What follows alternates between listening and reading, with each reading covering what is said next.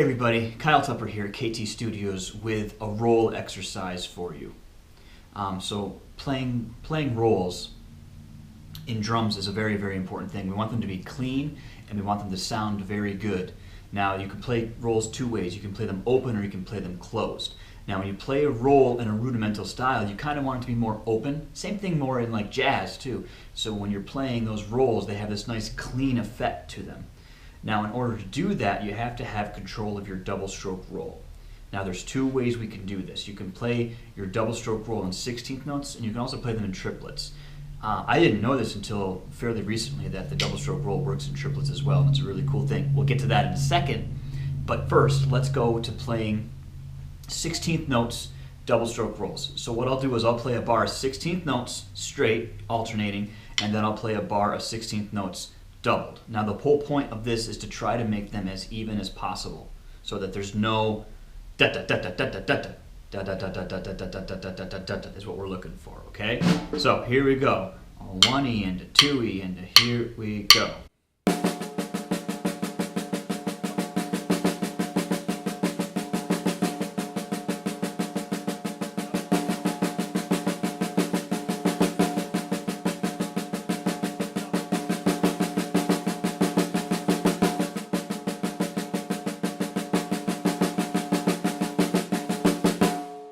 Okay, so that's going to really help you get this feel so when you start to play your rolls, they become more open. Now, let's do it a little bit faster. Da, da, da, da, da, da, da, da, da, da, go.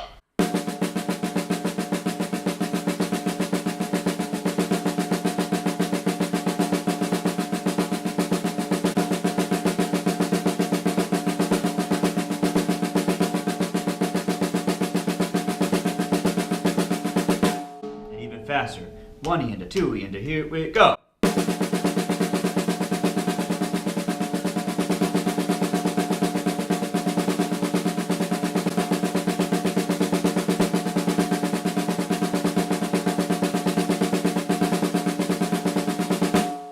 So the whole point is you're going to be able to play open rolls and be able to play singles at the same tempo. So that way the rolls will feel more clean and level across the board, right? It's very good for your open roll.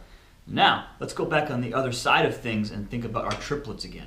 Now, our triplets, we have three notes to a beat, right? Triple T, triple T, triple T, triple T. So what we're going to do now, instead of playing the doubles over a course of 4, it's over a course of 3. So it's going to feel kind of awkward, and the natural inclination or the natural thing we want to do is to revert back to playing the 16th notes. So this is when playing with a metronome is going to be very, very helpful. That way you can feel where everything is. So if our metronome is going at this tempo, we want to feel our triplets as triplet, triplet.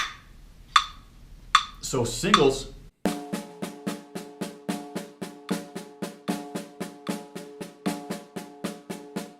so you can see I'm kind of playing accented on downbeats. Now I'm going to do it without playing accents.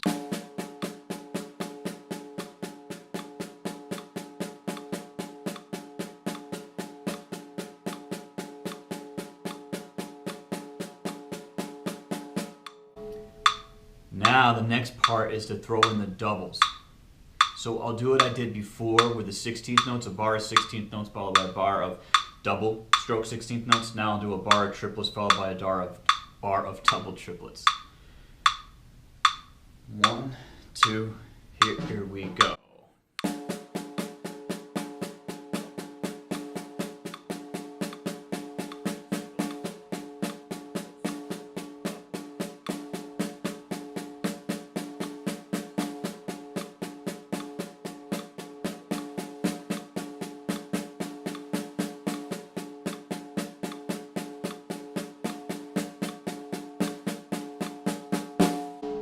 Okay, so let's try to bump that up a little bit quicker. 1, 2, ready, and.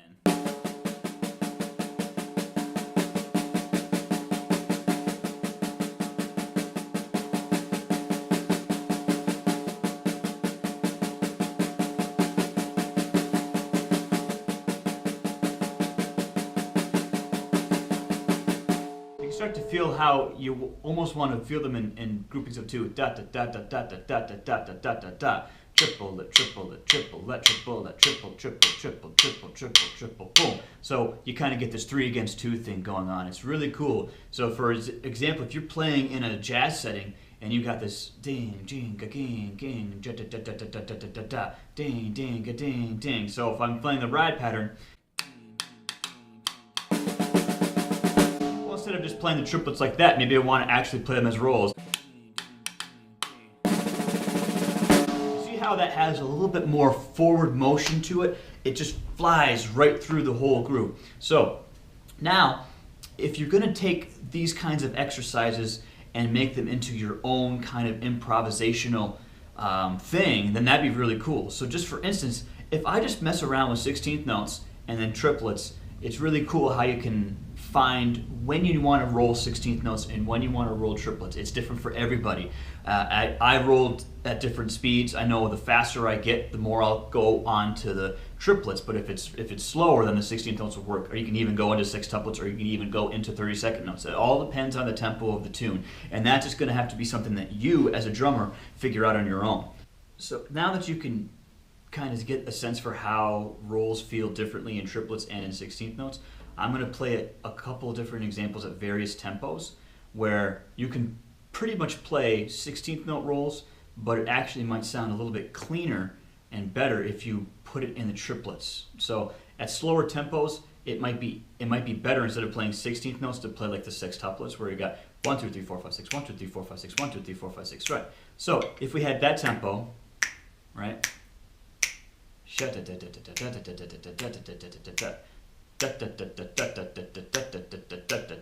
16th notes are. And if you play double stroke rolls right there, see how they feel kind of crushed?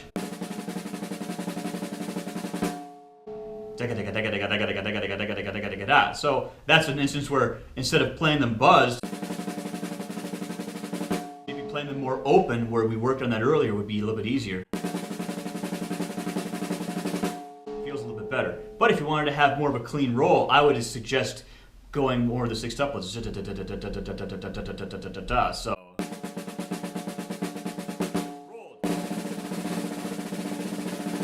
hear the difference between that? It's so much more clean. So 16th notes,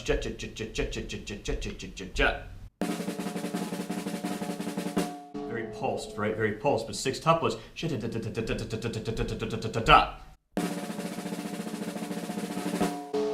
cleaner, right? Now let's go to another situation where triplets might be too fast and we need to go to 16th notes. So like around here, 1E into 2E into 3E into 4. Just singles would be, and then doubled. But if you try to do that in triplets, it still might work too. More of like if you were playing in a 12/8 or a 6/8 type of thing.